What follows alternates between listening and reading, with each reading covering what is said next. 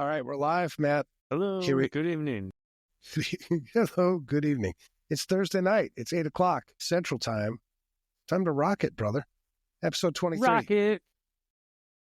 Yeah, staying alive. Who sings that? I'm terrible with music.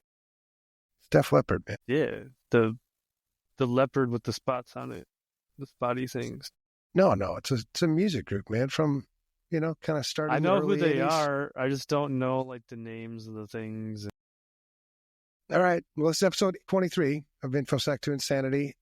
The title for tonight is The Original Sin.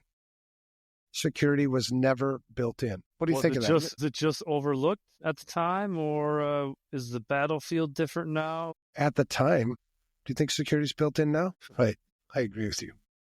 I don't think security is built in now. So this is actually chapter 1 of the upcoming book, the sequel to Unsecurity 2.0. Ooh, nice. The thing is, when you build something insecure, when something's not secure at the core, it's always going to be insecure. You end up just patching, putting shit on top of shit on top of shit, Band-Aids, lipstick on a pig, whatever you want to call it. But if it was insecure at the beginning, it's always going to be insecure. I mean, the core components will always be there. I like to use the analogy of a chair with 3 legs, a tricycle with 2 wheels, like you're building on top of those things. The core, the foundation, the house, your foundation is missing a wall, whatever. Well, along these same lines, we continue to adopt that new technology faster than our ability to use it responsibly. We don't define what secure is even before we launch things, before we put things into the market. Take a look at AI right now, right? We've got IoT, the internet itself was never built with security. It was built for resilience. It wasn't built for security. Right. So it was built on, to give them benefit of the doubt, you could say, well, it was built with availability at heart, but never confidentiality, never data integrity. Same with TCP/IP, the protocol that runs the internet, which, I don't know, ARPANET, precursor to the internet, 70s. So here we are 50 years later, we're still on the same technology. I got 2 people in the 70s said computing was built for openness and not security. Sulzer and Schroeder, 1975. That's how early back they knew we weren't putting security into it. Right. And so if I you have want a to question for you. If you want to build something secure, you have to build it with security in mind from the beginning. Yeah. All right. So what's the question you have for me? Question for you and for the audience. Do you think we need to burn it down and start over? Yes. Or is there hope for fixing what's broken right now? Love to hear what the audience thinks. Yeah, you have to start over, in my opinion. It's like an insecure network. I've been called in numerous times to implement things like microsegmentation or take zero trust, right? We talk about zero trust everywhere. It's a great concept. It's a fundamental concept. But if you truly want to build in zero trust, you've got so many places where security was an afterthought. It's cheaper. It's more secure to start over. So you mentioned zero trust. There's also this other buzz going around called memory safe programming.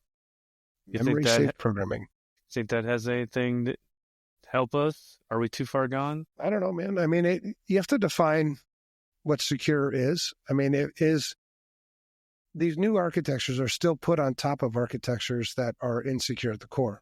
So it's just another thing to consider on top of something that's already insecure. And sadly, that the worst enemy of information security is complexity. So a lot of these things that you continue to tack on and add on are not only, they're good intentions, right, to secure something that's already insecure. But what you end up doing is making something that was less complex more complex, which makes it even harder to secure it. So there's a lot of work to do. And let's look at some of the things that were built. How do you think we got here? Well, that's what I was going to get to, man. Oh, okay. Yeah, what the fuck? Slow your roll. You need to slow your roll, dog. Talking to myself. So you were talking to yourself. Yeah. All right. That's weird people do that. Well, because I think what are some examples of things that were built without security? I mean, you'll find more things that were built without security than you will find things that were built with security. So we already mentioned the internet. What about email? Yep. Email was also built without security. Windows. Built in. Windows, yeah. Most versions of Windows, certainly pre-XP. I think post-XP, I think there's been at least some effort to put security into the kernel. There's effort, but they still sucks. Their desire is to still play with everybody. They can throw all kinds of money around, but there's still no real incentive to. Well, we'll get to that, man. We'll get to the reasons why this is, because, yeah, I mean, accountability, there isn't any, right? I mean, I get paid for things that people buy. If people buy insecure shit, I'll just keep making insecure shit. So industrial control systems, SCADA systems, OT security, not built with security in the core. Security was never built in. And you have a lot of these legacy SCADA systems, OT systems that are core to really sensitive critical infrastructure, but never built with security. Power plants, water treatment facilities, manufacturing systems. For one, they weren't built to be internet facing. And then once we realized, well, gosh, we could be a heck of a lot more. Yeah, we could be a lot more efficient. You know, our engineers can work from home and control these systems, or I can control, 50 systems, 1,000 systems from one location. So it's definitely efficient, but without security built into the core, it's going to be insecure. Band-Aid. So what do? Yeah, you keep putting Band-Aids on it. Default passwords, a lot of the SCADA systems and OT security systems, they come with default passwords like admin and 1234. Do you think we're using Band-Aids to try and cover sucking chest wounds? Is that how you would describe our current situation? Yeah, I think so. Yeah, putting Band-Aids on cancer patients. That would be a good one too. Yeah, it gives the illusion of security because it's like I'm patching my systems, doing, I'm changing default passwords. I'm implementing multi-factor authentication. I'm doing all these things and it makes you feel good. It makes you feel like you're securing things. But when something's insecure at the core, it has some effectiveness. But at the end of the day. According to Gartner, we spend $300 billion on cybersecurity. I mean, that to me says we should be pretty damn secure. And you wouldn't read about so many damn breaches, would you? Equifax, SolarWinds, Colonial Pipeline. $300 billion is a lot of money, though. Yep. Internet of Things devices, another example of things built without security built in. Hospital, medical devices, pagers. Absolutely. All that stuff. Bluetooth. Now we're doing EKGs, like built-in EKGs, like your own personal Bluetooth to your fucking phone. Yeah, Bluetooth. Because Bluetooth was originally designed for the short-range device pairing. But then it was like, oh, this is super convenient. We can now use it for banking apps, car locks, medical devices, like you said. There's two pieces here, I think. One is it was never built with security built in. And number two, you reuse technology that for what it wasn't originally intended for. So everyone's going around hacking, basically, and then they sell it. Well, you're chasing your tail all the damn time, right? Cloud services, APIs. I trust the cloud all day. Right.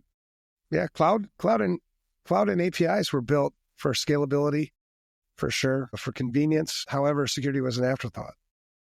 There are some cloud services that I think are better that were built with more security built in from the beginning, but there's such a rush to market. Get your money, man. We have to release this quarter. Car computers, not built with security built in. Smart How many vehicles, lines of code are in your truck? 250 million. Yeah. I mean, nowadays, your cars are essentially rolling computers with zero encryption. You can remotely control devices. There was that Jeep hack back in 2015. I don't know if you remember that, where you could remotely control the vehicle. Nice. Yeah. serious security flaws. A lot of these, because number one, you're in business, you make cars, right? Your cars are expensive for you to build, and you sell cars, right? If people want to buy your car, they want the features, they want CarPlay, they want to be able to listen to their podcasts, they want the integrated map stuff, they want all the cool things on your dashboard. That's what sells the cars. What sells the cars isn't, oh, this is ultra secure. Well, so you bring that up, and I just thought of something very interesting, right? I think we're converging right now, and I think it might be a good thing. So cars initially didn't have any regulations, no seatbelts. They were never held accountable. Over time, they matured. They have checks and balances now. They do recalls. They fix all the things. Now that they're putting software in it, is that going to help merge? No, they didn't just mature. People died. Right. That is different. There's real outcome there, yeah. People only change generally if they see a big benefit for them. Like, if I do this thing, I'm going to be a billionaire. Well, then I'll go do that thing. Or it hurts. If I don't do this thing, I might die. But we have this general human nature is, well, it's never going to happen to me. My bank password got hacked. Well, their bank's going to give me my money back. I didn't suffer any pain from that, so why would I change any of my habits?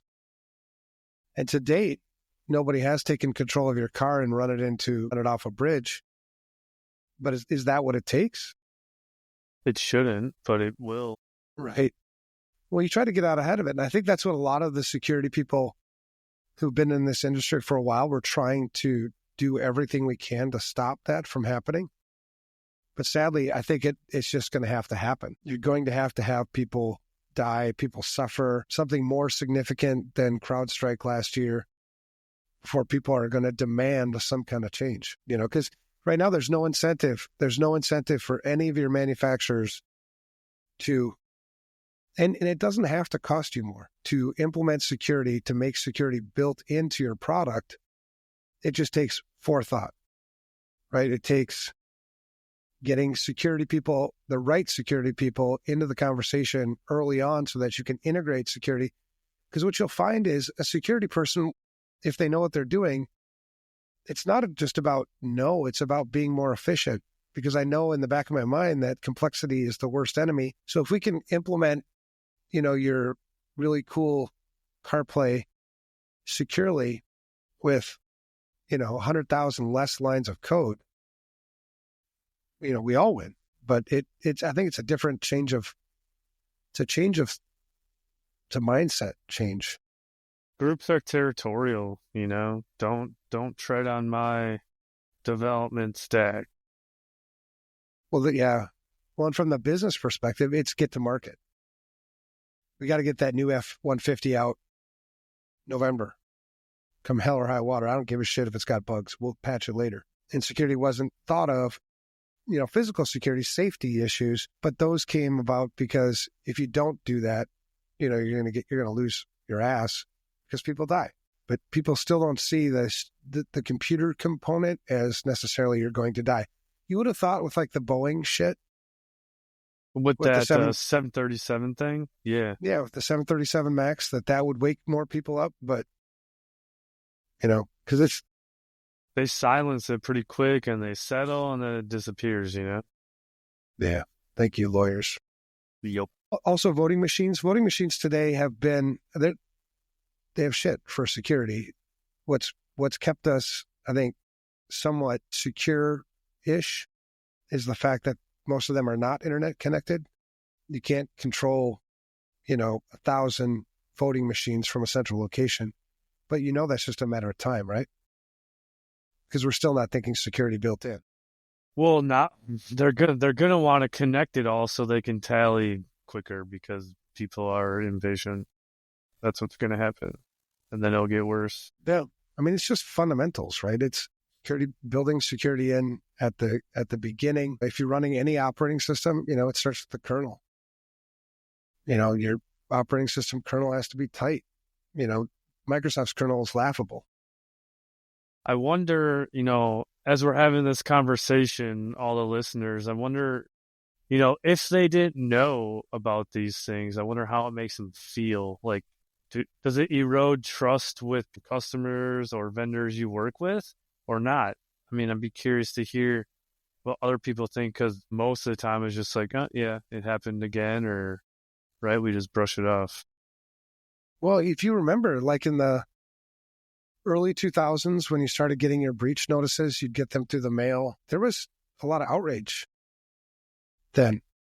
People were like, what the hell? And they were angry. They were angry at TJ Maxx. They were angry at, Heartland. They were angry at Target. They were angry at Home Depot. They were angry at all these companies. But then I think you just get kind of numb to it, because you saw all these breach reports, and then you thought, well, I didn't suffer. Yep. Good. Yeah. But they didn't have to tell you either. So, like. Right.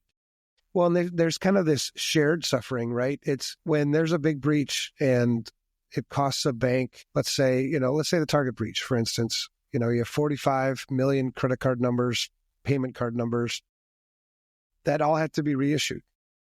And, there was some fraud associated with it too, where some of those card numbers were used to make fraudulent purchases. Somebody has to pay for that.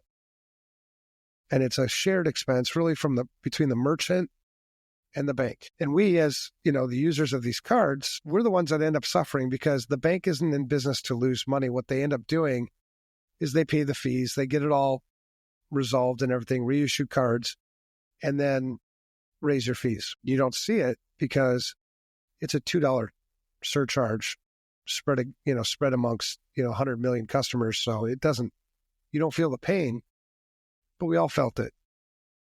Right. And then another breach happens, and then it happens again. And so it's like you have these little compromises where your raise in fees, you're paying $50 or more, $100 or more to have that credit card than you did 10 years ago.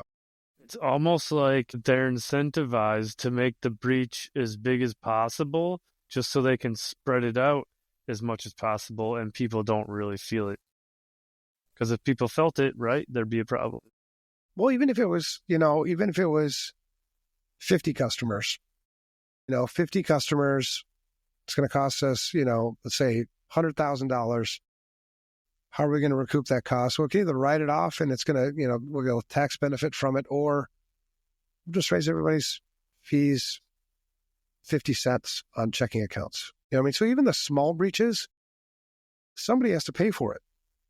It's not like this, game where it's just like magically the damages that happen from the breach just magically disappear. There's always a give and a take. It's a zero-sum game. So if they made a whole bunch of money, meaning the attackers, who lost it? Me, you.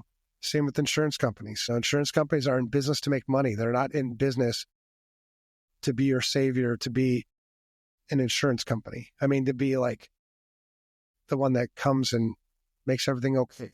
They spread their risk over a large population of people. And when you have a ransomware attack, they just raise premiums. So that's kind of, I think, one of the reasons why to date, it's been this game of like, well, fuck it. We got to get this thing to market because, when we launch this new product, this new software piece, this new piece of hardware, within the first quarter, we're going to make like $100 million. And if we don't make it, the longer we put this off, the more money we're leaving on the table. So push this thing out. Let's get it going. And if you had security engineers involved and they just oversaw the process, they didn't, even normal people. If you just had normal people that knew what actually went on in all these meetings, they would freak the fuck out. They wouldn't buy the product. There's just a hell of a lot of shortcuts that get taken. Oh, yeah. All throughout the release. And you have to have new releases. Like, what happens if Microsoft doesn't come out with a new release? They'd be fine, but they need to make more money. Well, eventually what happens is you plateau, right? The market gets saturated with your product, and then they stop buying your product.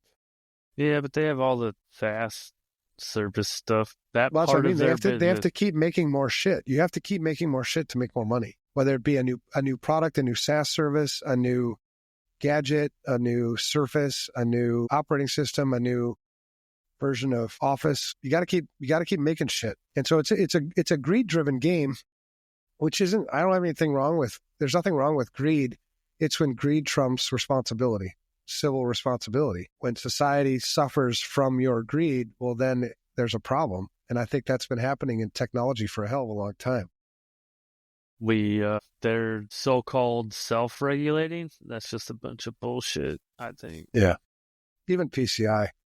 PCI is funny. Their self-regulation, they know that inherently the system they use to process debit and credit cards is flawed, but it gives, as long as it gives the general population the illusion of security, they'll trust it and keep using it. Why do you keep yawning so much, bro? Always yawn, dude. I got some caffeine pills here. Even GDPR is bullshit. Take some caffeine pills right there. Dude, I could take caffeine and I'll still yawn. It's a fucking thing that I have. You have a fucking thing? Yeah, I got yelled at all the time in the military. Did you really? Why you tired? Yeah. Why are you tired? Dude, I don't know. I fucking slept. I've been working. I'm fine. Leave me alone. Yeah. So they actually say you yawn because you're not getting enough oxygen, probably because my posture and my breathing. Have a protein bar. Protein shake. So yeah, even GDPR is bullshit. It's an illusion that they're doing stuff. It forces companies to spend more money to hire more people to do a job, and then they get fined, and it's like, go grab the pennies out of your center console. What the The angry interns here. Hola. Nice. Well, that's it too, man. You have this illusion of security for one, and two, we just keep treating symptoms. We don't treat the disease, right? You know, GDPR is one of those things where you just treat the symptoms. The disease is still there. The one thing I hate the most about GDPR is pre-GDPR, I didn't have all those accept the cookies shit on every website I go to. But here's the bad thing about that. We've always preached to users and ourselves, don't stop clicking on shit. Read the shit that you're clicking before you click the shit. But every website I go to, I get this damn cookie thing. Do you think I read all that? I got to get work done. I don't have time to read your fucking cookie advisory bullshit. And so then the habit we were trying to get people to stop, we just reinforced it. Just keep clicking shit. And they're doing the negative. Some of the sites are like, click here to reject your cookies. Other sites are like, click here to accept all cookies. So it's like there's no standard on that either. And either way, you're still trying to fuck somebody. Because if you know what cookies do, you're getting fucked. Well, I mean, there's good cookie usage. Good cookie usage would be for session control, maintaining the session across different web apps, different pages of your website. That's all good shit. But when you're using my cookies to track where I'm going in other places, and you start to violate some of my privacy, those are bad things, maybe. But do you think the normal everyday user knows the difference and gives two shits? No, they don't. So your GDPR with the cookie thing, you have to approve the cookies to track and blah, blah, blah. What you did is you just numbed people more, just more confusion. It's just more shit that they're not reading, and you're reinforcing that clicking behavior that we didn't want you to have. You made things more complex. That's more code on my fucking website now. Well, even my business, I have to have a team reading more things, understanding delete requests, all that shit. Right. So anyway, other places. So the whole security, the whole history, right, going back as far as I can remember with technology, security has never been built in. Never. It's always been an afterthought, even in security companies. Did you read about the Palo Alto firewall problem yesterday? Not yesterday. A new one? Another one? Yeah, of course. Because even security companies are thinking of security as an afterthought. The whole CrowdStrike thing from last year. Last year, yeah. That was kind of an afterthought. You would have thought, well, maybe we should test our shit before we deploy it to half the fucking world. Maybe have some stop gaps in there, some QA. No, let's just roll with it. Security was an afterthought. 70s and 80s, we talked about ARPANET. We talked about Microsoft and their ease of use over security. I don't know if do you remember 95, Windows 95, Windows 98? Yep, I played on those as a little wee lad. No Playing security. the skiing game down the hill. The dude came ate you. Number I munchers. never played that. I got a game. Let's play a game. I'm trying to Very find fun. this Palo Alto news. What happened yesterday? I have to tell you everything. Yeah, I'm working, dude. All right. I'll send you a link later because I don't have time to look for it right now. It was a firewall. It's a bug. Okay. Yeah, it's a vulnerability. Okay. And it gives you control over the firewall. Sweet. Firewalls, man, I don't know. I'm not going to go down that path. I love firewalls, and there's all kinds of shit I'd like to say about it, but I'm not going to. So the name of the game is Guess the Breach, Matt. Guess the breach. I'm in. Breach. Guess the breach. Each one of these breaches came about. I have 10 breaches. Each one of these breaches came about because security was an afterthought. Okay. Right? They're examples of where we suffered as an overall community, but nobody probably took the hit too much. So the first breach, I labeled it the AC guy did it. AC meaning air conditioning guy. Yep. Target. So, Matt, fuck you. You got to wait till I say it, Matt. Are you going to play by the rules or not? Well, I'll play by the rules. I mean, we've got listeners, and listeners may want to hear the story, and they may want to guess, and maybe they didn't know that it was targeted so fast. Damn it. All right. So anyway, this is what I was going to say about the breach that you already mentioned. So imagine you're a massive retail giant with millions of customers. You've got firewalls, monitoring, and all the fancy security stuff. You had FireEye way back when FireEye was just kind of a new thing. But what if I told you your biggest security threat was your air conditioning? I wouldn't believe you. One tiny, forgotten third-party connection led to a multi-million-dollar data disaster. Who am I? Target. Yeah. How'd you know? I'm just very familiar with that. You're very familiar with the target breach? Yep. All right. Well, I'm not intimate, but I know. I got lucky. I still have 3-ring binders full of legal shit on that breach. You probably have to hold on to it for a long time, I imagine. I think I was supposed to get rid of it, but you're in a different country. Mexico. Is there like an extradition treaty? Yeah, there is. Fuck. Okay. Now they're sending the military down there, I guess. Started flying some drones. Cool, man. And, go out there, fly yours. I think there's 6 to 8 military personnel, special forces that are training Army people. Yeah, that's going to not go well. That never does. I have my... Sure. Anyway. Yeah. So for people who don't know the target breach of 2013, this was where a third-party HVAC vendor, their credentials were compromised. And this is where security wasn't built in, right? Because you think like the convenience factor. The website, Target's homepage at that time, if you scroll down to the bottom of that homepage, there was a little link. It was a vendor login.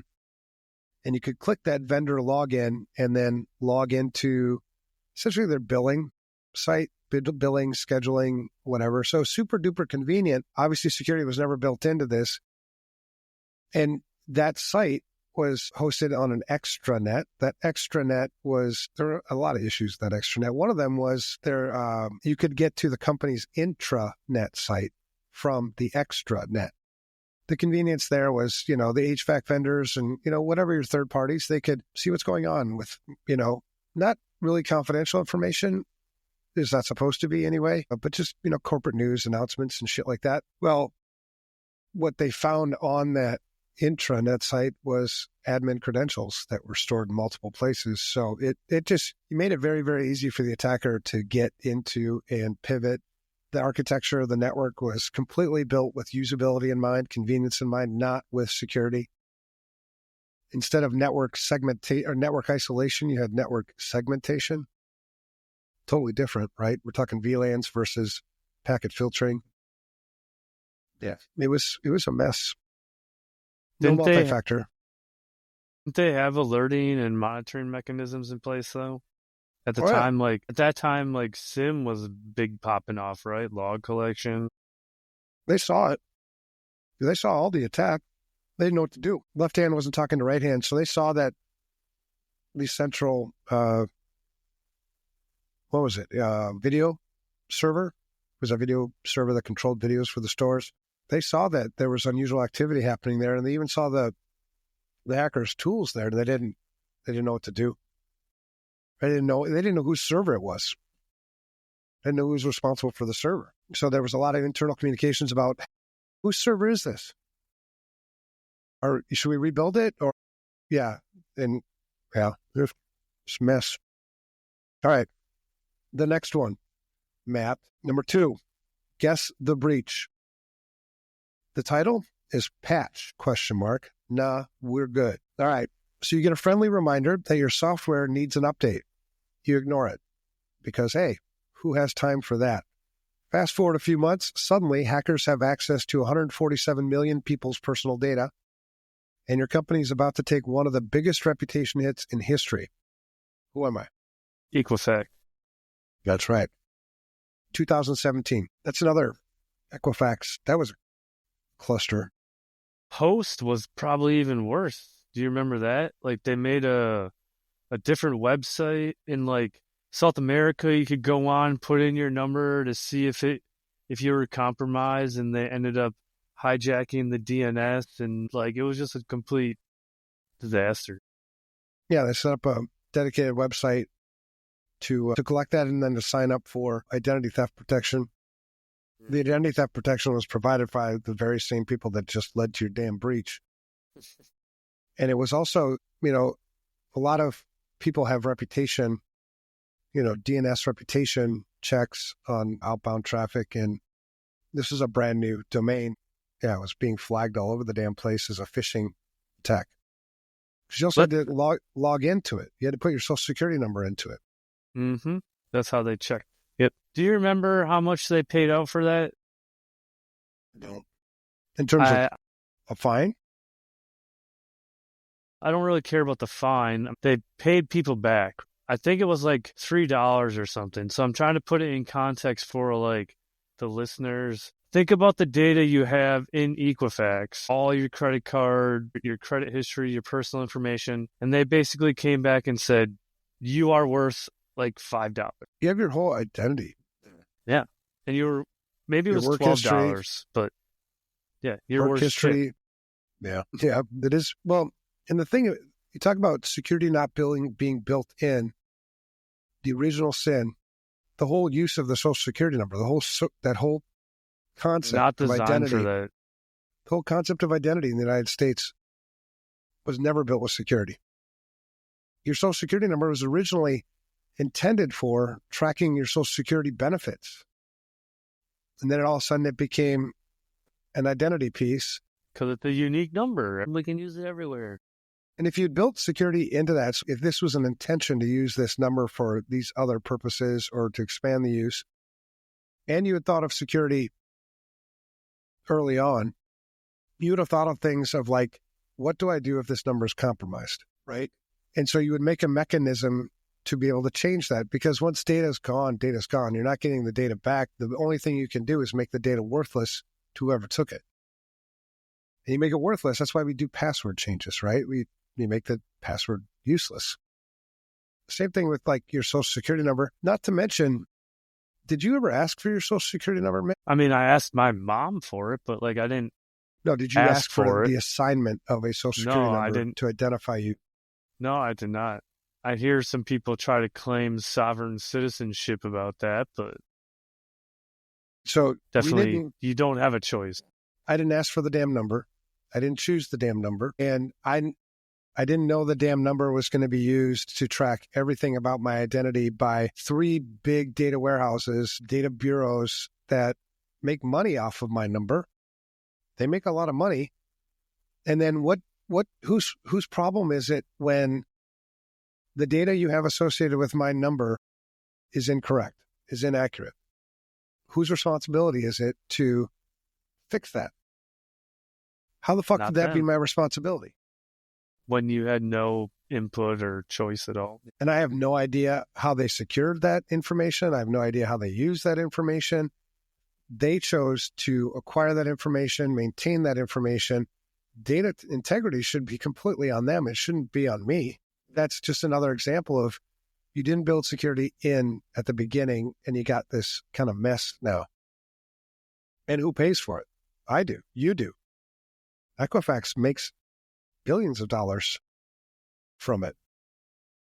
There's someone trying to fix that. Bruce Schneier, he teamed up with, what's his name, Tim Berners-Lee. They're trying to work on something called INRUP to fix the whole data thing with the internet. We'll see where that goes. Well, that's internet related. That wouldn't be the Social Security system. Well, it's about managing your data, though. You don't give your data to people. Your data's in your own pod, and they want access. They pay you. Fuck yeah, I'm down with that. Right. But that's even if it's like 2 cents every time they access it, we'll be fucking rich. Well, that's a rip and replace, right? Because they started thinking with security built in at the beginning. When you have those examples, sadly, they're few and far between.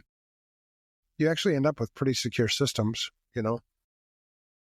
Even like your house, if you would have thought of security prior to the design of your house and the implementation of your house, it'd be a hell of a lot more secure and less costly to secure it. But anyway, here's another one. So you got Equifax. We're totally going to get this one. The USB that ruined everything is the title. You're a top secret government facility working on very classified projects. Your enemy wants in, but your network isn't even connected to the internet. Sounds secure, right? Well, all it takes is one tiny USB drive plugged into the wrong place, and suddenly the entire program is in shambles. Who am I? Is this OPM? No, it's just Stuxnet. Okay. 2010. Yep. It was Iran. A worm specifically designed to sabotage those centrifuges. That had to be a crazy-ass project to be working on. Well, yeah. Not having visibility and then having to be perfect. There's a lot of... Well, think of all the testing that went into that. Yeah. There was a hell of a lot of testing. And in that piece of software, in Stuxnet, it was built with the intention of security in mind, right? With a specific purpose. It was elegantly coded. It was very focused and efficient to do the functions that it was designed to do, and that was it. So you could do those same things on the good side. You know, so there's some huge benefits to building security at the core. It takes more forethought. It takes more, I think, ingenuity. But what you end up with is something that's extremely efficient, elegant, and kind of lethal in this case. So if you don't know Stuxnet, that happened in 2010. That's 15 years ago now, man. It seemed like that happened like yesterday. Yeah. 2 weeks ago. Yep. It went under the radar for a long time until it came out. Then it kind of went. No one still claims responsibility for it, but pretty sure everyone knows. Yeah, we know who it is. All right, so number 4, oops, we left the door wide open. Your company's security is so bad, even a low-level IT intern could walk in and steal all your passwords. Oh, wait. Someone actually did that. In fact, the hackers didn't even need to break in. They found your super secret admin password in a public file. Who am I? Don't know. Probably happens everywhere. Yeah. No, these are all famous breaches. This one is actually related to SolarWinds in 2020. Wasn't it in the dev environment or something? Yeah. And a researcher found their secure, quote unquote, update server was protected by the password SolarWinds. So that was involved in many... That was one of those breaches that just got so sensationalized that people thought it was a hell of a lot more sophisticated than it was. Well, everything is sophisticated these days. Right. So in that breach, the attacker slipped malware into the SolarWinds Orion updates. And then those Orion updates infected people who are using Orion. And there's a command and control component and a whole bunch of other shit, pivots and what have you. Wasn't there like a control that could stop that command and control? Yeah, a fucking firewall that's configured correctly. Yep. Yeah, a firewall that had egress filtering implemented. Why the fuck would your Orion server ever need to talk to the internet? Because you want to get updates automatically. That's why. Why do you want updates automatically? And even if you wanted updates automatically, find the update server and isolate your traffic to that. That's too hard. Because the thing is your Orion servers, your Orion system would still have the infected code, but that wasn't really the big deal. The big deal was having command and control. So it was the other data stream, the other communication stream that really caused the shit. So yeah, it was a bad one. And IRS was, that was where I first learned that, holy shit, we just suck. We don't think of security as, it's not built in at the beginning of our network architectures. Because if we were, we would have had egress filtering locked down on the firewall because that's the way it works. You would turn that on, then you would build everything out after. Right. Yeah. And good luck with zero trust if you're not doing that. Yep. That's pretty damn fundamental. And that going back to the target breach, the data exfiltration on the target breach, was all FTP. It was port 21 outbound. So there were many, many, many broken things within that target breach, but there's another one where they didn't do egress filtering on the firewalls, and you can FTP anything out of that network environment that you wanted to. I think we got away from egress filtering when we switched over to stateful inspection. It's a false sense of trust. Yeah, I don't know. I think we got away from egress filtering on firewalls when we just continued to adopt this new technology faster than our ability to use it responsibly, and we didn't implement security as part of just the business process. So the users just kept buying new software. You just kept implementing new systems. You kept visiting new websites. Just the data flows became so extreme and so out of control that in order for you to bring that back, it's a fuckload of work, right? Yeah, it's near impossible. Yeah. So then we created things like, well, let's proxy the traffic. But then that didn't really solve the problem. So you just kept adding more shit on. Instead of just using the firewall fundamentally the way it's meant to be used, we just look for other. That's another one of those places where we focus on the symptoms and we don't focus on the root cause. You already have the technology. You already have the tool right there in front of you to stop 90% of your command and control shit. You have everything you need. To use it. You got your firewall for egress, and then you got your layer 3 switches, VLANs, put some ACLs on it, and segment your work groups. I mean, that's half your battle. Yeah. That kills a hell of a lot of the ransomware because there's no command and control. There's no detonation. There's no pivots. Yeah. You can put malware on my computer all day. If it doesn't run, who cares? Exactly. And that's one of your, if I was engaged to do threat hunting on your network, that would be one of the first places I would start is your communications outbound. What command and controls are here, then go back to those, and then find those systems, find the software. And then, it's not rocket science, but it takes work. All right. Here's another one. Would you like ransomware with that? Here's the title. You wake up, grab your morning coffee, and log in to work, only to find all your files are locked. And there's a message demanding Bitcoin if you ever want them back. Your company has no choice but to pay millions to get their systems running again. Meanwhile, the hackers are sipping cocktails on the beach. You have a guess? Colonial Pipeline. It is Colonial Pipeline. I got lucky as fuck. 2021. Yep. The thing about Colonial Pipeline, do you remember, I'll never get out of my head watching people put gasoline into garbage bags. What the fuck? There's some people you just can't help. Yeah. Can you imagine, there are people like that who have computers. They're operating these things. They have bank accounts. Yeah. I wonder if any of those are cybersecurity professionals. I wouldn't doubt that there's some of them. Yeah. Paranoia everywhere.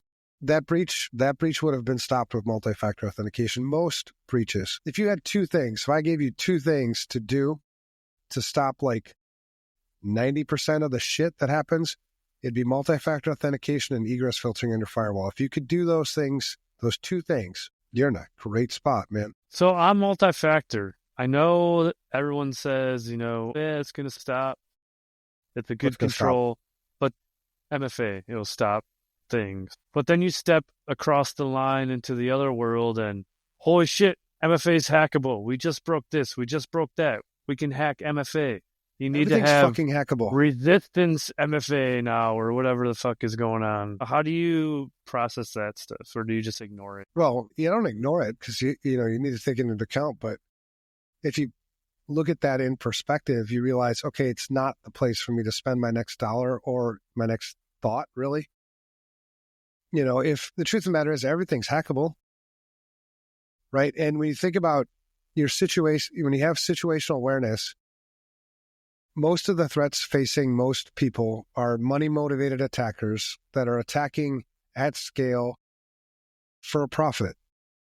And so why would I spend time from an attacker to bypass or hack some of these multi-factor authentication when I'm still going after people that have single-factor? I don't even need to fucking worry about it. 50 million that don't have it. Right. So it's something to be concerned about in terms of like knowing that it's there, but it's not going to motivate me enough to fix anything. So it's all just industry noise to sell more shit. That's what I'm hearing. Some of it's that, and some of it is, I think there's a lot of security people in our industry who posture a lot, and you look what I did, blah, blah, blah, and then when you're like, okay, cool, but it doesn't really matter. I think some of the worst security people out there are the ones who can't put risk into context, where yes, that's a risk in context. It's not a big deal. If I were to rate it, on a scale of 1 to 10 to 2, subject to change. And that's the reason why I want to know about it, is because, things change over time, and I want to be aware, if that attack technique is used, at least I have, TTPs so I can identify it. But beyond that, it was hard enough to get fucking executive management to put in multi-factor to begin with. And now you expect me to go back to them and say, yeah, all that money we just spent to do that thing, we now have to rip it out and replace it with this, and it's going to cost us this. I mean, I just shot my credibility to hell. Really, and then you couple that with, like, it's not that big a deal, really, anyway. It's just noise, yeah. So Colonial Pipeline, right? Here's another one. Social media backdoor. You're a massive tech company. You own one of the most popular social media platforms on the planet. But your employees, they're a little too trusting. One day, a few of them get a phone call from IT support, and the next thing you know, some of the biggest accounts in the world are tweeting out Bitcoin scams. I just gave you an example. He sure did. That's Twitter. 2020, remember that one? Yes, I do. Like Elon's account actually was, and Kim Kardashian, I think. Yeah, the big ones were Kanye West, Obama. Yeah, I was interviewed by some news organization on that one. I don't remember what I said, but anyway. Yeah, don't buy crypto. Easy. Right. Well, think about situational awareness, because you can, even though the products we use aren't built with security built in, it doesn't mean that I can't do things with security built in when I'm using things. Make smart decisions, put it into context. Yes. Right. So even though Twitter, got hacked, if I'm thinking security, from the get-go, would I give a shit? I guess you could impersonate me, but I don't know. Is that my problem? Maybe, I guess. I don't know. If you're big enough, you could impact other people, which is taking advantage of people. Yeah, I suppose. All right. Here's another one. An almost billion-dollar typo. You're a major financial institution processing millions of dollars in international transactions every day. But one day, hackers make a false or fake transfer request. Thanks to a mix of bad security and dumb luck, they almost steal $1 billion. This is recent. This is North Korea and SWIFT. Right? I'm not done yet. Matt. You paused. Damn it. Well, yeah, it's because there's a fucking dash in my sentence. So you almost steal $1 billion until someone notices a tiny spelling error. Who am I? You won't get this one. Isn't it North Korea and SWIFT banking system through wasn't it like fucking Indonesia or something. Dude, that was close. But this was in 2016. It was the Bangladesh bank heist. I do remember that one now. Yes, there was KnowBe4 was spitting out all kinds of templates for that shit. Yeah. Yeah. They tried to steal this. So the attackers did use the SWIFT network, and they were trying to steal $1 billion from Bangladesh's central bank. Here's the funny part. If you know this story, they successfully stole $81 million, but their own typo. They meant to type foundation, but they misspelled it as foundation, and that's what flagged the transaction and got them busted. I mean, not busted, stopped. I don't think they ever caught them. So sometimes bad spelling can save the day. AI will cure that now going forward. You're welcome. You're welcome. The copy-paste disaster. You're a major credit card processing company handling millions of transactions daily. You decide to do a routine security check-in. Whoops. You just accidentally exposed 130 million credit card numbers. No breach needed. You just copied them into a place hackers could find them. How do you do a security check and expose? That doesn't make any sense, but is that Fiserv or something? That's Heartland Payment Systems. That was back in 2008. That was a huge one, man. That got everybody's attention. You know, you go back to what I was saying before, where you got these breach notifications in the mail way back when, and you were like, it was almost like Pitchfork Nation, man. I mean, you demanded. Yeah, but the thing is technology was so new to so many people back then that they always talked their way out of it. They would say things like there were always like a lot of laptops being stolen back then, or backup tapes that were stolen that were unencrypted and all this shit. And they would always say, like, if it was a laptop that was stolen and, you know, there was 1 million people shit on there, they would say things, well, it was password protected. And people would be like, oh, okay. Okay. You know, but then security people like us are like, I mean, it takes 5 seconds to bypass that. You know, your password protection because the data that's stored on the hard drive is unencrypted. Yeah, you just plug it in somewhere else and take it off. Easy. Yeah, so that was kind of what happened with the Heartland Payment Systems was they just talked their way out of it. You know, people were freaked out. People were pissed off. There were senators talking about it. There were all kinds of shit, and they just talked their way out of it. The same thing, actually, they do the same damn thing with SolarWinds. Yeah, they did. They in front of Congress, too. Yeah, just talk their way out of it. Just like, well, you know. Isn't Heartland a Wisconsin-based company? I don't know where they're from. I think they're Wisconsin-based. That was 2008. So what they did is they left credit card data unencrypted and accessible to the attackers. 130 million cards were stolen. At the time, it was the biggest financial breach in history. Led to a whole bunch of shit. All right, I've only got 2 more left, Matt, and then we can get back to our topic. The hotel that handed over your data. So you check into a fancy hotel, swipe your card, enjoy a nice stay. Little do you know, your personal info is now sitting in a hacker's database, along with 500 million other guests. Turns out the hotel chain security was about as sturdy as a wet paper towel. Who am I? You are Marriott, 2018. That was a compromise 3 years in the making due to a merger. Yeah. Or actually, 2 years in the making, something like that. 4. It was 4 years. 4. Yeah. Yeah, it was Starwood Hotels. Their reservation system was hacked. So this was a case where Marriott had bought the breach, right? Because the breach was, so you paid for it. And so the fundamental basic security shit, how many companies, when they go through an acquisitions, especially back then, it was unheard of to bring a security person in to do a security analysis or assessment or whatever of the acquired company. Yep. It was all money motivated, you know, looking at the financials, you know, market analysis, all that shit. And then, strike the deal.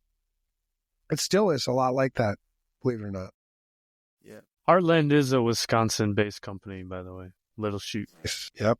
So the lesson in that one, when buying a company, maybe it would make sense to check if you've been hacked first. Include your security people. Yeah. All right. Number 5. This is the last one. So the Wi-Fi nightmare. This one's called, you're at a coffee shop enjoying free Wi-Fi. You check your mail, maybe even log into your bank account. What could go wrong? Well, it turns out your connection was about as private as a Times Square billboard because the entire world just found out about a major Wi-Fi security flaw. Who am I? This one you probably won't get. Oh, that's real early. Probably with the web. Yeah, it's probably back in 2000 Six, I have no idea. This was the crack attack. Okay. KRACK attack in 2017. There was a fundamental flaw. This was actually in WPA2. It was in the implementation of WPA2 that would allow you to just eavesdrop on all the network traffic. You had to also get in. So it was usually coupled with like a DDoS, right? MAC address spoofing attack where, so when a computer, this is like where TCP IP is not built with security. Not secure. In mind at all. Well, because when my computer wants to communicate with another computer on the network, what it does, it does it with a MAC broadcast, right? Because I need to resolve the TCP IP address, which is the logical address, to a hardware address, which is the MAC address. And so you broadcast onto the network, hey, who's got this IP address? Respond with your MAC address. That's the English version of what the computers are doing. And there's no authentication built in that. So you could reply with your MAC address because that is your IP address. But as an attacker, I could also reply that I've got that IP address, right? Because then the communication flow actually happens with the MAC address. Take the quickest route or whatever one's answering faster. Yeah. So that's a MAC spoofing attack. Super duper easy to do.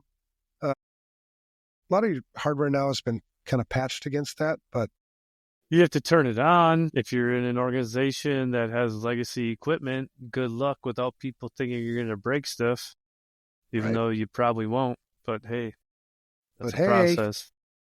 So there you go. That was some right, of the breaches. Got a question for you. You have an option. That was Guess the Breach. You did well today, Matt. I could have done better. What's the worst security blunder you have seen, or which one of those do you think was the worst? Worst security blunder I've seen. It's a lot of them. No names, just war story. The audience can drop in and chat on that too. So with myself, the first time I was ever attacked in the business was back in 2003, maybe 2004. We were storing credit card information in a SQL 6.5 database because that was the latest and greatest then, unencrypted, because you just never thought that computing power was a thing back then. Well, and I don't think there was an ability to encrypt it then. I mean, it just wasn't. It was an afterthought, like to the point of what we're talking about. And a Romanian compromise. It was a SQL injection attack on our website that essentially gave them access to, the database. Because the SQL injection attack, you can run SQL commands. You can drop databases. You can write to databases. You can, do a lot of things. And so he was nice enough, because a lot of our attacking back then was, a lot of us knew each other. Right? Yeah. And so he just defaced the website and then sent me an email telling me how he got in. But that was embarrassing, but it was, way back when, really early on. I was at US Bank, 2 roles there, threat and vulnerability team, and built their incident response team. So as we continued to deploy more on the detection side of things, we came across a whole bunch of attacks. And one of them was a bank president in Kentucky who had been stealing money and had set up 4 of his own accounts with like $100,000 each in them. And we alerted to it. That goes to the fraud people. That's not a cybersecurity thing. We detected it, and that was the process. They were so new to all this shit that they had no idea kind of what to do with it. And then we saw him drain all 4 of those accounts at 6:00 in the morning before the bank opened, and then he left town. And they caught him at I think he was in Lexington, and they caught him, I think in Cincinnati or something, at a casino. That's where they busted him. All on red, baby. Yeah. So that was an interesting one. Also, when I was at US Bank, our shitty CISO at the time, just a really bad CISO, he had our team go around and do an audit of people that left their computers open. We worked at the Shepherd Drive. It was a technology park back then, across from the airport in Minneapolis or St. Paul. And he didn't tell us why. And so he said, and so the audit was to put a sticker on every computer that we found that was unlocked, telling this person to attend this meeting at this time. Right. And so we did that. We just thought, whatever. Well, those people that showed up at that meeting, which we were also at, he fired them. That's not good for culture, but I was so fucking pissed off because you didn't tell us, you didn't tell my team, and now we're the evil guys. yeah, no, you have to work long to come back from that. Does anybody want to work with us anymore? Oh, no. When you find out that this is what happens. You cross the security guys and you're gone. Yeah. No so way. there's a lot of stories of my own where I was involved. The Target breach obviously was so just shitty. I mean, there were so many opportunities to stop that breach, that entire kill chain. It was complete, in my opinion, it was complete negligence throughout that breach, from lack of network isolation, because at that time PCI had just come out with like version 3, where they had changed the language from network segmentation to network isolation. The problem is so many people didn't know what network isolation meant. And so, that was a problem on that case. The fact that you had, systems in the extranet site were 2-3 major versions behind. The fact that you were storing, admin credentials on the intranet site that were in clear text. The fact that you saw the attacker doing all your shit and had no idea what was going on, who owned the server, how to stop it. Yeah, everything. There were another 10 things that I could say about that breach that were just like, the fuck? So I don't know which one is the worst. There's a lot of them, man. There's definitely a lot of them. And those are the ones that you could talk about, right? There's a lot of shit that you see all the time that you can't really say anything about. All the NDAs and all that. Yep. And there's a lot of shit that happens in a lot of different places. There's things that you've seen that you can't unsee, in some of the incident response work that you've done over the years, whether it be child pornography or animal pornography. I mean, I've seen shit that you can never like unsee, you know what I mean? Just, and I think to know that shit goes on, I think it helps with your situational awareness, because I think a lot of us give people the benefit of the doubt because we're used to a lot of face-to-face communications. Like, so I would never even have a face-to-face communication unless there was some level of inherent trust with you. Because if there wasn't some level of inherent trust with you, I would eliminate you the second I knew you existed. If I completely distrusted you, like you were the threat, you know what I mean? But we have this kind of inherent trust with people. That's why you go out in public, right? And you see people and, you share the road with them, you share coffee with them. But on the internet, and a lot of the technology we use, we forget maybe that the person on the other side is kind of anonymous to us. So if you see some of the shit that happens on social media, the things that people say, they would never say that shit to me in person. But, you get this, what do they call that? The keyboard warrior, keyboard testosterone or keyboard whatever. Yeah. Yeah, I can spew all kinds of shit, and there's no consequence. It's a dangerous place, and all the more reason for us to build security built in. Right? What you can do, what I can do, what we can all do as users of things is think about it before you buy it. Right? If I'm going to buy it, number one, do I need it? Number two, how would I use this responsibly before I buy it? Right? I change the default password. Should I isolate it? Should I put rules? I mean, whatever you're going to do, whatever the device is, or whatever, if it's a new iPad, iPhone, define that shit ahead of time. Because when you don't, like I love using this example. How many apps do you have on your phone right now? A lot. And most people have no idea, right? It's an afterthought. It's an afterthought until one of those apps ends up fucking you, which happens, I suppose. They all do, though, by nature of data collection. So really, It's kind of masqueraded behind everything, right? So what else you got to add? What else do you have to add? So that's what Chapter 1 of Unsecurity version 2.0 is going to talk about. It's going to talk about, because what happens, us as information security people, I'm responsible for implementing somewhere, and I'm already handcuffed. You have to think about the playing field I'm playing on. It's not level, and I still play on it, but I also, I'm honest with the people that I'm working with or working for. When executive management says, the reason why you're here is to keep me out of the news. Honestly, I can't keep you out of the news. yep. I will never, ever, ever be able to keep you out of the news. What I can do is, help you create a really good story for when you are in the news. Defensible. Yeah. Yeah.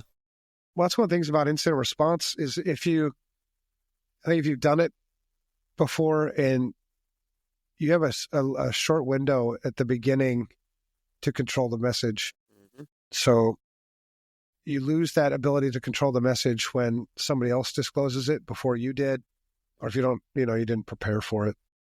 An ad hoc sort of response like Equifax did. So if you had the power to burn it all down, start fresh, would you? Why or why not? Curious what your thoughts are, and people in the comments sound off. Be curious to see what you guys think, how we could solve and tackle this problem. What would you do? I'd burn it, start over. Yeah, I think I do. It'd like be painful, but what do they do when they do what do they call it? Force fire management? They do those controlled burns. Control burns, yeah. I would do those. Let's pick one thing, burn that, rebuild it. Pick another thing, burn it, rebuild it. Well, then where do you start then? Do you start with operating system? Do you start with what you call it, the compiler? Do you start with TCP/IP, DNS? Like, pick one. any one of them? Just throw a dart? Well, one of the things, because in our industry, we have trouble with consensus. If I was to ask 10 security people where to start, I'd get 10 different answers, and then we'd sit and argue about it all day and never get anything done. I'm smarter than you are. Yeah. Right. Totally. So just pick one. If you want to do TCP/IP, well, then we already have a fix for that. It's IP version 6 that was built with security built into it. That no one has implemented. IPsec is native in IP version 6. So it's, there you go. I guess I'd start there, maybe.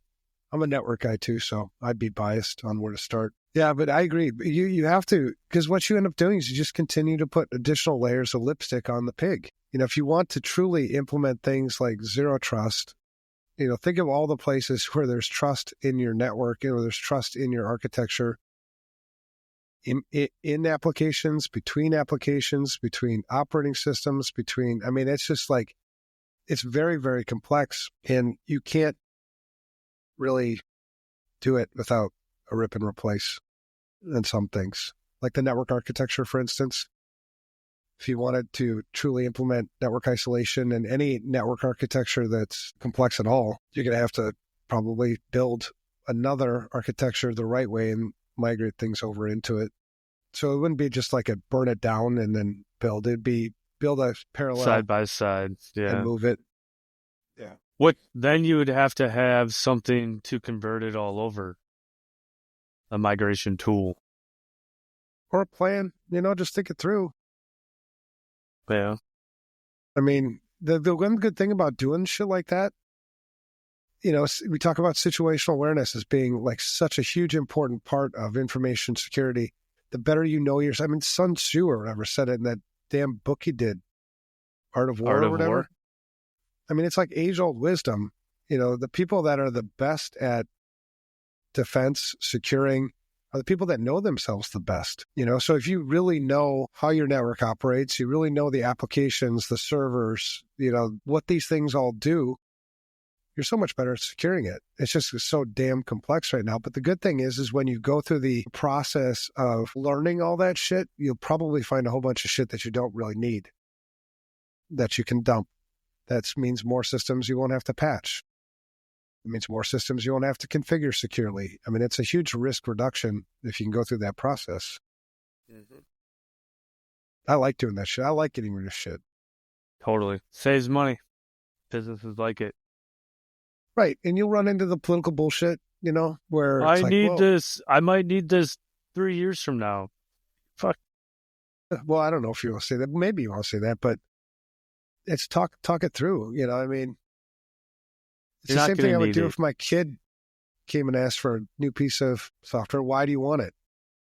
Well, I need it for school. Okay, what are you using it for school? Well, it'd be doing this and that. Like, if we don't have an alternative to satisfy the needs of whatever it is, then okay, we're going to do it and we'll do it securely. But a lot of times you'll find like we already have something. Use that fucking calculator or something. I don't know.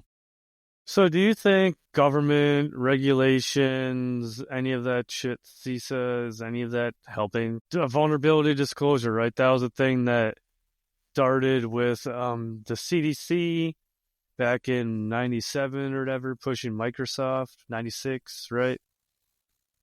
Is any of this helping? That's a matter of opinion, right? I mean, you'll have opinions across the spectrum on that. I think anybody who's got an opinion, come prepared with some defense of why you think that. I think CISA, government, they've done some good things, but I think it's a lot of window dressing. I don't think it's the core fundamental things that they should be working on.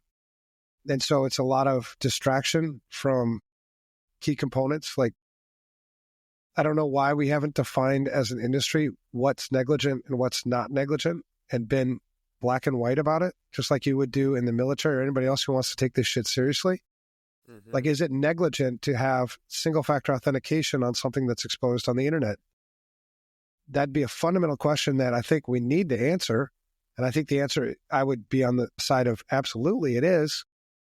And once you define that together as an industry, and it takes somebody like CISA that has the influence that they have to do things like that, if we all came together and said, if you have single-factor authentication on something on the internet, especially if it's connected to an internal, trusted network, that's negligent, watch how fast people change. And it's that influence that we need to get people to make these changes. Mm-hmm. I think what you find, that where CISA's, it's a lot of marketing. They're very, very good at marketing. They try to do things for people when the things that I'm doing for you are not my responsibility to do. They're your responsibility to do these things. Yeah, they're trying to offer up services, right? Just another consulting firm. Well, yeah. Well, and you're taking away the accountability, right? So free vulnerability scanning at the heart, that on the surface, it seems like a really, really good thing to do. However, if you have shit, you should be doing this anyway. It's your responsibility to do it. Don't rely on the government to do shit for you. Don't rely on anybody to do shit for you unless you've kind of subbed that shit out because you prefer, like, it'd be like a car. I use a mechanic to fix my car, but the car is my responsibility.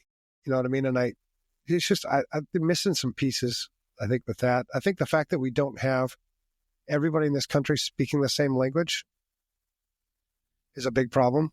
I agree on that one. I was just doing some talk yesterday about risk because I always hear the answer, yeah, it's a risk. What is the risk? I'm not sure you know what question you're asking when you say that, but let's talk about it.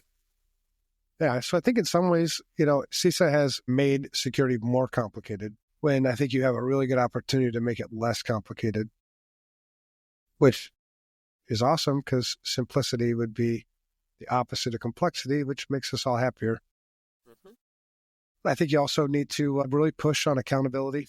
I mean, people aren't going to change. It's just noise. And on the software vulnerability stuff and the vulnerability reporting stuff, I mean, you've got major players who are playing that game, but think of all the software developers and all the software that you use. That ball's going faster than you are, right? So you're not going to catch up. Do you think CVSS is valuable? Yeah. Yeah, I like metrics. I like numbers that represent things. So, CVSS 4, I believe, is the latest. CVSS Not heard of 4. Version 4. Yeah, it continues to mature. The thing I like about CVSS is it's one of the most well-known metrics in our industry that we speak the same language. So the only reason I asked that question is because every month Microsoft has like 100 fucking 10s. So if everything's a 10, is it even helping prioritize? I don't know. I mean, 10 is critical, which means Everything, like, it goes back to risk, though. Everything can't be critical. no, it can. I mean, everything can be critical. It just shows how shitty things are. It shows how shitty your software is, but yet there's no accountability for it. I mean, how many, your software developers, there are lots of really good developers. It's not the developers themselves. Typically, it's the company that's using the developers. Yeah, it's, what's your accountability for writing insecure code? Why the fuck is it my responsibility to patch my systems for the shit that you wrote that sucks? You know, I mean, it sucks, honestly. Mm. I mean, there's always going to be some part of that, but there's got to be some reciprocal accountability here where you continue to write poor software. I mean, if I go buy a car and the car crashes and I die because there's a bug, you don't think that the car company's going to have to pay me something for that? They do a recall, they'll pay out. Yep, it took them a while to get there, though.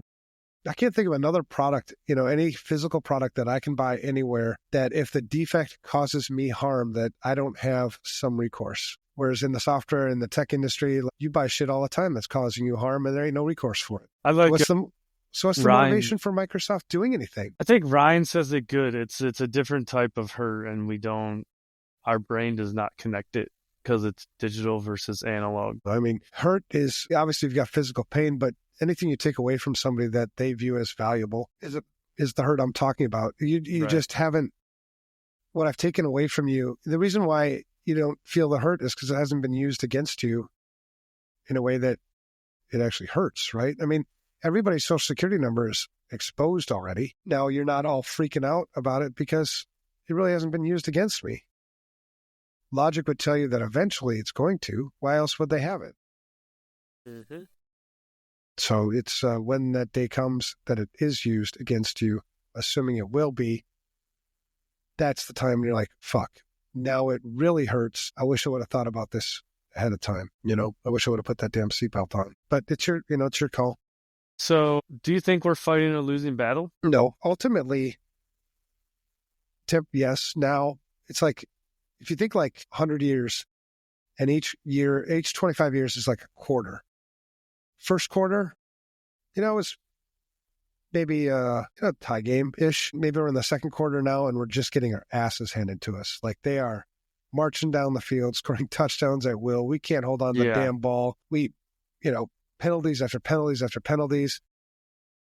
And maybe, at halftime we get our asses handed to us by our coaches or something, but that's what we're waiting for. We're waiting for that halftime speech. Basically. Some kind of an event, something, because let's say, okay, something catastrophic happens and that's the halftime, right? It's just catastrophic.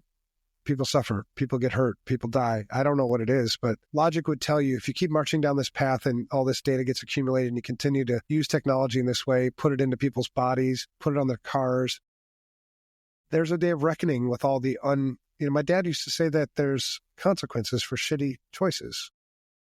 We just continue to make a lot of shitty choices, so there will be the consequences. And at that point, I think the fact that people like us were here sort of predicting that it was going to be happening, that's when we'll be, I think, in a much better position to make the changes we need to make.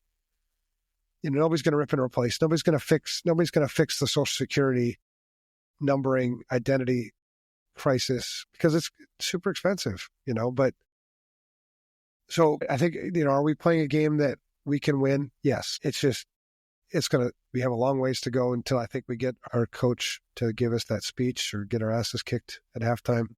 You're very positive. Well, I mean, logically, we have to be. Well, logically, what's the alternative? Give up and hide in the corner. Yeah. At the end of the game, it's either you come out victorious or they do. What does their victory look like? Complete destruction? I don't know what but it's just more of the shit that we don't want to happening, right? More ransomware attacks, more wealth transfer, nation state shit.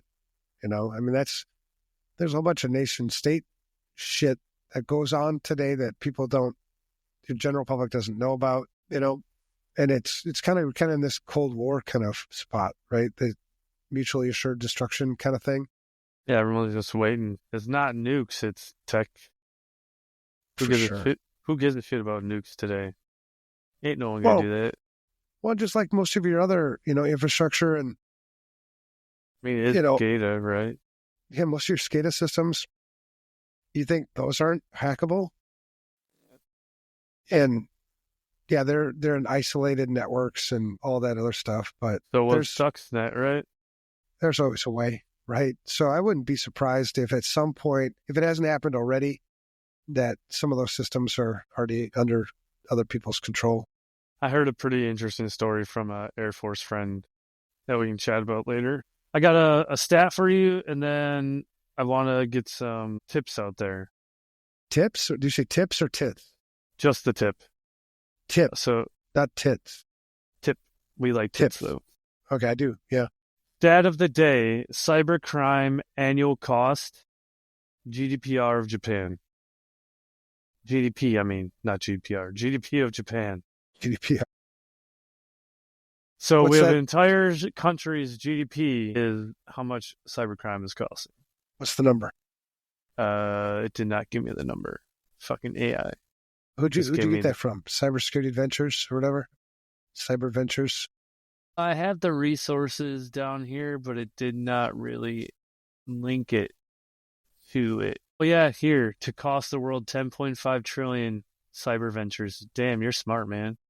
Well, that's because they're the sensationalist data shit.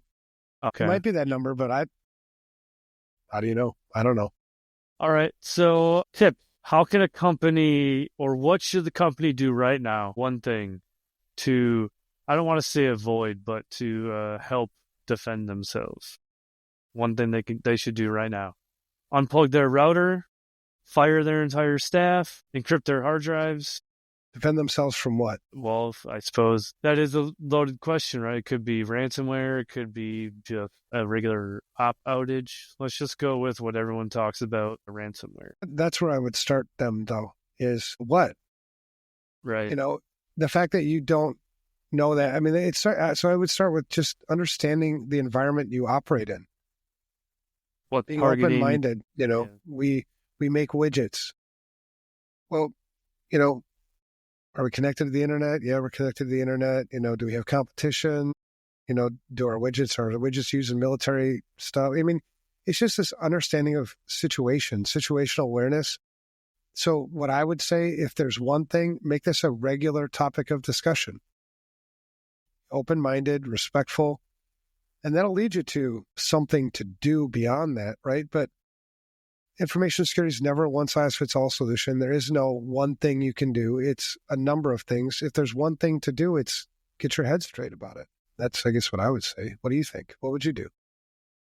Start with an assessment. See if that will help answer some of those questions. And I think what I learned in my first time running one is that there's a desire to plow through it, to start to get stuff going.